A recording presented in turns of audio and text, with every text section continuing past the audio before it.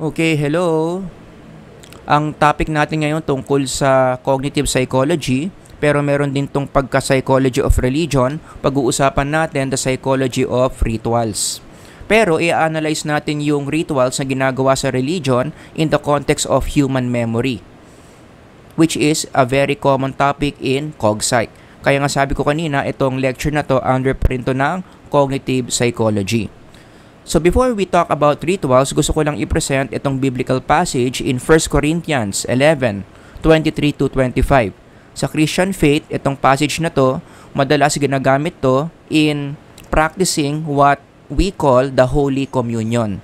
Yung Holy Communion, inspired yan ng mga pangyayari during the Last Supper. Ito yung huling hapunan between Jesus and his disciples shortly before he was betrayed by Judas to be crucified on the cross. So as we go along this lecture, makikita ninyo kung anong koneksyon ng ritual na yan sa human memory or even in spirituality. Mamaya magko-connect lahat yan. So unahin natin yung definition ng ritual. Ito yung traditional definition coming from Rothenbuehler. Okay? So kung mapapansin ninyo, the definition is a little bit complex. Merong mas simpleng definition ng ritual.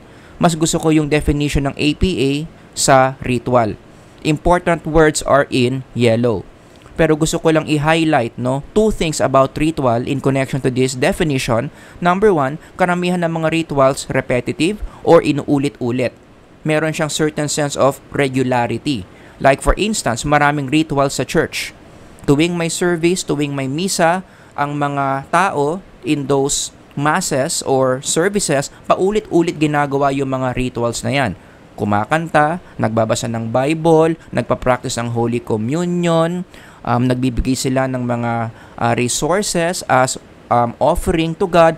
All of those, paulit-ulit na nangyayari in those services or in those masses, therefore it can be considered as ritual. In fact, kahit yung mga ginagawa natin during Christmas, pwede ring makonsider as ritual yan. Kasi paulit-ulit natin ginagawa every Christmas. Nagsasabit ka ng medyas para lalagyan ni Santa Claus, or namimigay ka ng mga angpaw, or bumibili ka ng mga gifts for people that you love, or nag-organize ka ng mga parties or ng mga Christmas parties every Christmas. All of this can be considered as Christmas rituals. So rituals, repetitive in nature. Number two, ang mga rituals, most of the time, ginagawa yan in a collective setting. Ibig sabihin, yung essence ng ritual mas lumalakas kasi maraming tao ang gumagawa ng sabay-sabay. Kumbaga, in social psych, papasok dito yung tinatawag na social facilitation effect. The essence of the ritual becomes very powerful. Mas feel mo sumama sa rituals kapag ginagawa ito ng grupo ng mga tao. Kaya karamihan ng mga rituals, both in the religious setting or even outside religious setting, maraming tao ang gumagawa niya ng sabay-sabay. For instance, meron tayong tinatawag na family rituals. Sino ba ang nagpa-participate sa family rituals? Members of the family. Sabay-sabay nilang ginagawa yan. Or meron din tayong mga rituals in connection to dealing with the dead. Ang mga tao nagtitipon-tipon, meron silang mga certain rituals na ginagawa in connection to how do we deal with the dead. So mag-uusap-usap yan sa lamay, merong mag-eulogy, may mga magkukwentuhan to remember the life of the person who died.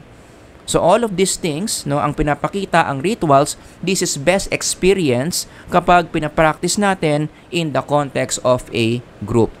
Pero going back to the definition of ritual, yung common features, gusto kong i-emphasize yung number 3. Ito, bago to. Huwag nating kakalimutan na karamihan ng mga rituals symbolic in nature. Ibig sabihin yung mga rituals na ginagawa ng tao, hindi lang siya basta-basta ginagawa for the sake of doing it. Merong reason behind. Merong idea behind the rituals that people do. Merong sinisimbolize na isang pangyayari o isang tao yung mga rituals na ginagawa ng mga tao. Like what? For instance, going back to the Holy Communion, it's a form of ritual. Pero yung tinapay at yung wine na ginagamit during this ritual, it symbolizes, number one, the body of Christ para sa tinapay, and the blood of Christ para doon sa wine or doon sa grape juice. So when you perform the Holy Communion as a ritual, hindi pwedeng pupunta ka lang sa Holy Communion, kakain ka lang ng bread, kakain ka lang ng juice para mabusog ka or as snacks. No. In that case, hindi mo siya ginawang ritual, ginawa mo siyang routine. Rituals are symbolic in nature. So again, the bread symbolizes the body of Christ, the wine symbolizes the blood of Christ. And these two elements symbolizes what happened on the cross, which is a very important aspect of the Christian doctrine. So hindi lang basta-basta literal na tinapay yan at literal na juice yan na kinakain ng mga Kristiyano every time they perform the ritual. It is a symbol of something so significant that happened in the faith. Yun na nga yung sinasabi dito, yung crucifixion ni Kristo sa cross. So yung katawan na nasira dito, yung dugo na tumaga, sinisimbolo niyan, o ang nagsisimbolize ng mga yon would be those elements that we use in the communion as a ritual. Now here's the question, going back to those features of rituals, bakit ba mahalaga na ang ritual symbolic? Ano ba ang pinaka-function ng symbols sa cognitive system natin? So this is where cognitive psychology enters the picture. So ang sagot sa question na yan is it helps us to remember.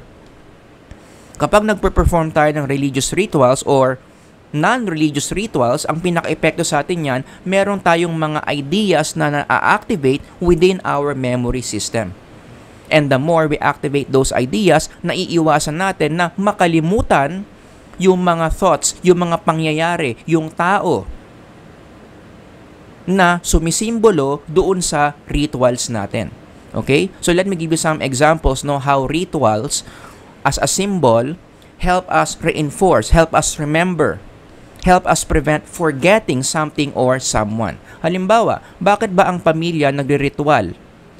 What's with family rituals? Kapag ang mga magkakapamilya, ginagawa nila yung family rituals nila, let's say every Christmas, or every Holy Week, or every birthday ng tatay, at nagsasama-sama sila, nagtitipon-tipon sila, they remember each other.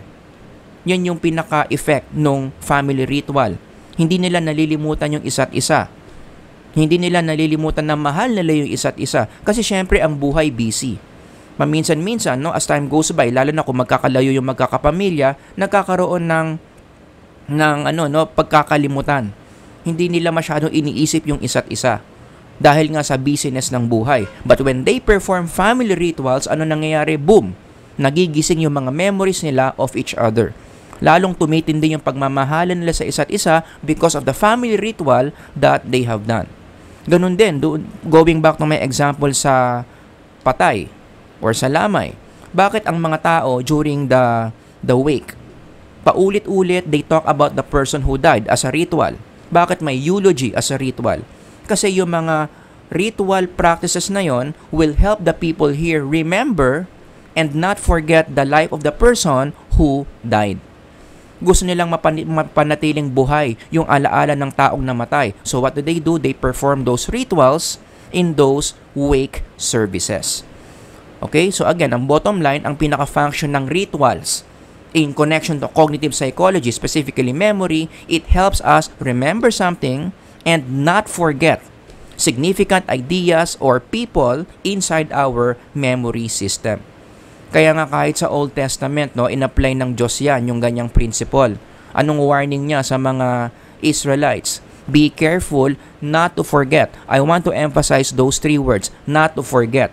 Huwag niyong kalilimutan yung Diyos. Because it's a very important element in their spiritual life. They always remember their God. Ang tanong, paano?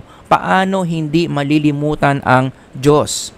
Sinagot yan sa Deuteronomy din, mag-backtrack ka lang sa chapter 6.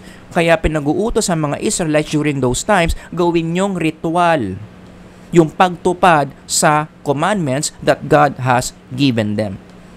Paulit-ulit nyong gawin nyong ritual sa mga buhay ninyo. The more you do this, the more you talk about God's Word, the more you reflect about your history, how God led you out of Egypt, the more you do these rituals, mas tumitindi yung memory ng mga tao of God, which is good for their spiritual health. Okay? So again, ang point dito, para hindi ka makalimot, sabi nga dito ng Diyos, be careful not to forget the Lord your God. Anong gagawin? Perform rituals. And in this case, the rituals na pinopromote is the ritual of talking about God's Word, reflecting about God's works. Yan ang pinaka-function ng ritual in our cognitive system, para siyang memory cue that reinforces the ideas that are very important for us. Now, i-apply natin dun sa Holy Communion. Sa Holy Communion, kapag pinapractice yan as a ritual in different services and masses, ang pinaka-idea na nare-reinforce dyan is the idea of salvation. Paano naligtas ang tao? Through the body and blood of Christ, na nangyari because crucifixion and resurrection happened. So tuwing pinapractice tong ritual na to, ano ang memory na nai-strengthen within Christians? The doctrine of salvation. Paano naligtas ang tao? Through the body and the blood of Christ. In fact, kung babalik ka dito sa key passage natin, no, nagre-reflect dito yung principle that I'm teaching. That rituals reinforces your memory. In fact, si Kristo mismo nagsabi niyan. If you can see the yellow words here, why do you need to do this as often as you can? Ano yung paulit-ulit na sinabi ni Kristo dito? In remembrance of me. Why should you keep on eating the bread? In remembrance of me. Bakit kailangan gawin yung ritual, yung pag-inom ng wine or ng grape juice? In remembrance of me. In remembrance of the things that Christ has done para magkaroon ng salvation in the Christian faith. Hindi kasi pwedeng malilimutan ito ng isang Kristiyano. It's not a good thing spiritually kapag hindi natin naaalala yung doctrine of salvation. Kumbaga, if I'm going to paraphrase this passage, ang sinasabi ni Kristo dito, gawin nyo ang communion para alalahanin nyo ako. Para hindi nyo malimutan ang Diyos. Para hindi nyo malimutan yung idea ng Diyos, gawin nyo nang gawin yung ritual na yan na ang tawag is Holy Communion. And by the way, for those of you who are asking, ano ba kasi ang mapapala natin? Especially for the Christians listening out there, kapag lagi mong naalala ang Diyos, remembering God via ritual sustains spirituality. Ulitin ko, ang advantage kapag nagper-perform ka ng religious rituals is you think more about God, and the more you think about God, it sustains the level of your spirituality. Ito ang itsura ng tao na healthy ang spirituality. What do you notice? Yung Diyos on top of his or her memory system. Lagi niyang iniisip ang Diyos. Kaya sa long-term memory niya, ang Diyos laging on top. So ito yung tao na every moment, every minute of every day, Diyos ang iniisip. Bible verse, simba, ano mga passages sa Bible, ano yung mga ideas that God is communicating, yan yung lagi nilang iniisip. In the Bible, ang magandang example dito na mataas ang spirituality because he is always thinking about God, one of the psalmists. Ang sabi nung salmo dito, I will remember the works of the Lord, surely I will remember your wonders of old. Ibig sabihin, kung i-translate mo to, lagi niyang iniisip ang Diyos. Lagi niyang nasa memory ang Diyos. Kaya itong taong to, kapag ganyan yung takbo ng cognitive system mo, we can say na maganda ang spirituality niyan. On the other hand, in contrast, no, may mga tao naman na mababa ang spirituality. In the language of cognitive psychology, bakit mababa ang spirituality niya? Because God is not on top of the memory system. Yung idea niya ng Diyos nakalibing doon sa ilalim ng long-term memory niya. Yung mga bagay na madalas niyang iniisip, mga makamundong mga bagay. Ayan, such as this one. So kapag yung memory mo, ang lagi mo nalang naaalala, things of the world. Anong bibilin mo, anong kakainin mo mamaya, anong meeting mo bukas, anong meeting mo next week, ano yung mga kailangan mong bilhin sa grocery. Kapag yan yung nagdo-dominate in your memory system, yan yung nasa tuktok ng memory system mo at ang Diyos, lalong hindi mo naiisip, halos hindi mo iniisip sa isang araw, mababa ang spirituality mo. That is how cognitive psychology will define low level of spirituality. You are not constantly thinking about God. And in the Bible, ito yung magandang example of someone na mababa ang spirituality kasi hindi nila iniisip ang Diyos, no? Nasa Psalms din. Ang sabi doon, but they soon forgot His works. What does it mean to forget God's works? Balikan natin yung diagram, ganyan ka. Nalimutan mo na yung mga ideas related to God. You have forgotten how God saved you. You have forgotten God's faithfulness to you. You have forgotten how God is working in your life. Lahat yon kinalimutan mo na. Bakit? Natabunan na ng mga makabundong ideas. Nalibing na sa memory system mo. That's how we define low spirituality in the language of cognitive psychology. So again, sa Bible, ito yung equivalent nun.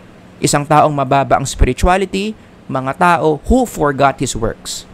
And by the way, dito sa konteksto ng Psalms na ito, ang sinasabi dito, yung mga Israelites noon na nagpagalit sa Diyos because they have forgotten God and worship some other gods.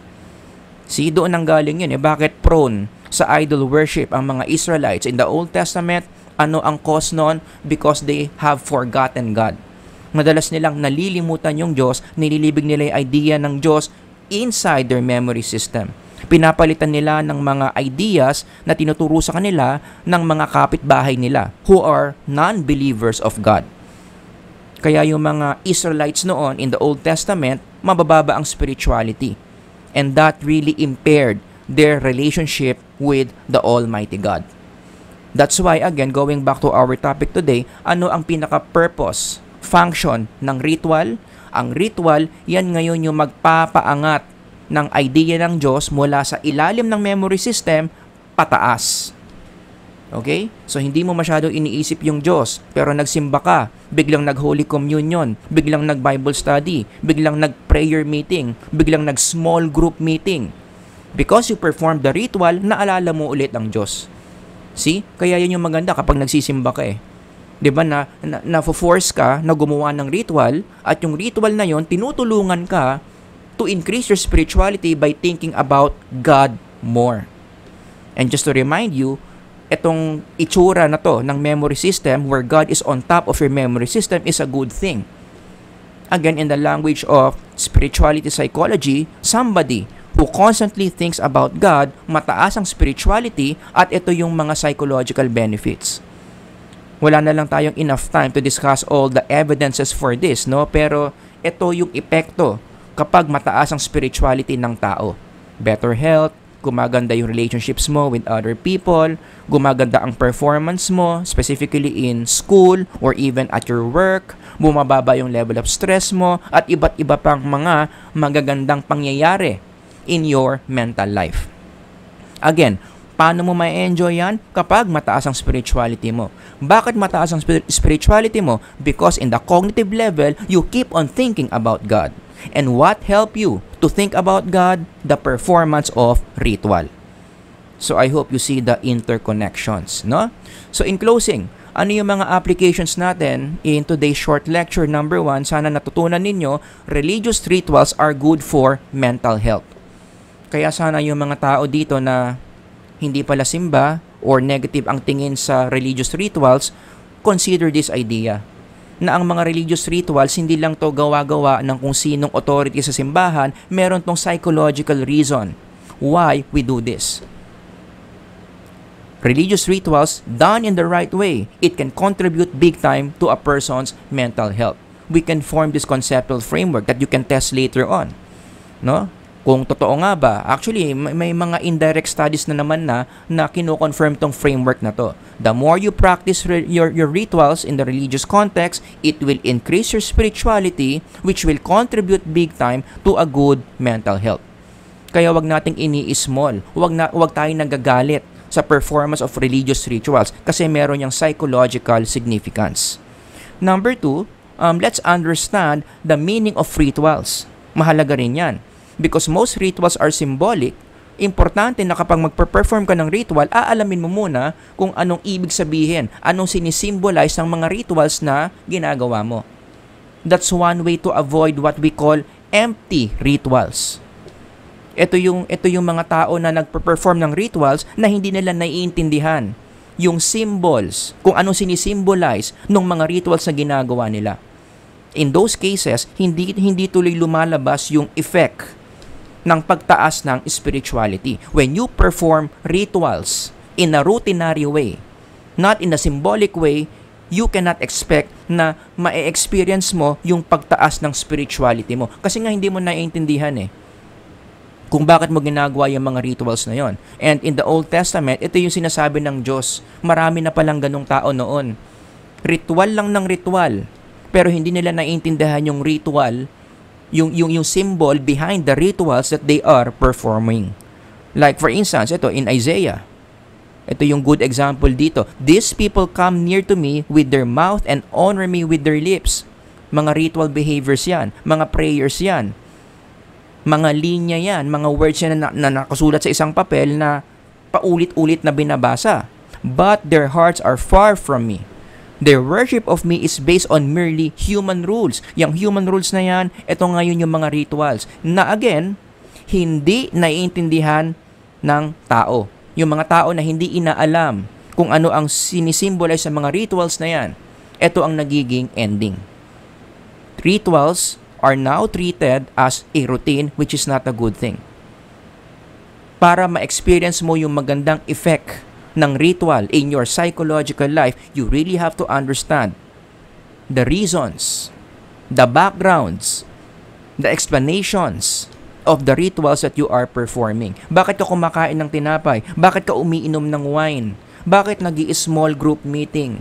Bakit kailangan makinig sa message ni pastor o ni father? Dapat alamin mo yung whys behind those ritual practices. Dapat maintindihan mo that rituals are symbols, ritual symbolizes deeper ideas. And the more you get those deeper ideas behind the rituals that you are performing, mas na-enjoy mo yung pagtaas ng spirituality mo out of performing those rituals. And last one, number 3, ito, very practical application to. Did you know na ang mga rituals, pwede mong gamitin yan para palakasin yung mga relationships mo? Yes, we have many studies to prove this, that rituals, the performance of rituals improve relationships. Kahit sa tao-to-tao relationship. May mga studies na when people have certain rituals that they do together as a group, it strengthens their liking for each other. Kaya mahalaga nga raw yung family rituals Sabi ng isang article sa Psychology Today, i-type nyo lang tong title na to and read it on your own. The more family members perform different rituals, mas lumalakas yung family bond. Kumakain sila sa labas, sabay-sabay sila nagsisimba, o every night before they go to sleep, nagpe-pray muna silang lahat. Or bago kumain, nagpe-pray muna. So yung mga ganong family rituals, ini-improve yung bonding ng mga magkakapamilya. Kaya yung mga family members na lumaki sa ganyang rituals, ang titibay ng mga bonds niyan. Kaya naalala ko rin yung kasabihan, the family that prays together stays together. Yung prays together doon, ritual. Ano naging effect sa samahan nila? Because they pray together, because they considered praying as a symbolic ritual, they stay together. Meron ding mga studies nagpapakita na even couples, yung mga magjowa, or even mag-asawa, kapag gumagawa kayo ng mga rituals, personalized rituals, and you do it together, lumalakas pala yung relationship. This is a very interesting study to further support that claim. The more you perform rituals as a couple, it strengthens your relationship. Sabay kayo kumakain, or nagpe-pray kayo bago kayo kumain. Yung mga little rituals na yan, may mga big time effects pala yan in the strength of your relationship. So yung mga mayroong partners, yung mayroong mga karelasyon, that's one good way to further strengthen your relationship. Gawa kayo ng certain forms of rituals na gawin nyo together symbolically. And last one, of course, ang rituals, pwede mong gamitin yan to strengthen your relationship with, of course, our God. Yan ang pinaka-reason bakit tayo nagpe-perform ng rituals, specifically religious rituals. Hindi yan ginagawa para magpasikat. Hindi yan ginagawa kasi we just have to. Ginagawa natin to as a group. Bakit tayo nagpe-perform ng rituals? Para lumakas yung spirituality natin. In what way? Paano ang rituals nakakalakas ng spiritual life in the language of cognitive psychology? Because the more we perform rituals, we remember the idea, that we remember the things that God has done for us. And remembering God is one of the surest ways para tumaas yung spirituality natin. Maybe that's one of the reasons why in the literature, no, spirituality enhances mental health. Now we understand. Bakit kapag mataas ang spirituality mo, gumaganda ang mental health mo? Kasi kapag highly spiritual ka, may gana kang gumawa ng mga rituals. As an expression of your spirituality, you would like to do rituals with different people, with other people with similar faith sa'yo. And the more you do it, the more gumaganda yung mental health mo. Diba? So, yan yung effect ng religious rituals. It does not only improve your relationship with your Creator, it will also improve your overall spirituality and mental health. Now we know, going back to 1 Corinthians, bakit si Kristo, pinag-utos niya na gawing ritual yung pagkain ng tinapay at ng wine. Because Jesus knows that performing these rituals is good for our relationship with God and for increasing our spirituality. Kaya nga paulit-ulit kong sinasabi, Jesus is a master psychologist. He knows this. Kaya niya sinabi na gawin natin ang gawin to because it's good for, again, our relationship towards God and our own spirituality. So there are two ways, no, na ang rituals pwedeng makatulong sa mental health natin. Number one, by practicing rituals, it will improve your spirituality.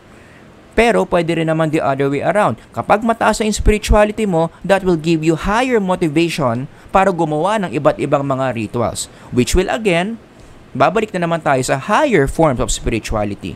So magiging positive cycle yan. Mataas ang spirituality, gumawa ka ng rituals, lalong lumakas yung spirituality mo, you enjoy its benefits. Alright? So, napakahalaga talaga na nagpe-perform tayo ng mga religious rituals. And I hope, no, this short lecture na ipakita sa inyo yung kahalagahan, yung mga uses, yung mga reasons why such religious rituals are very important. Lalong-lalo na, sana naintindihan nyo yung pag-perform ng rituals in the language, in the light of cognitive psychology. So, if you have questions, comments, other examples, ilagay nyo lang dyan sa comment section. Sana nakatulong tong maikling lecture natin. Sir Howard here. Until the next lecture, God bless everyone. Bye-bye.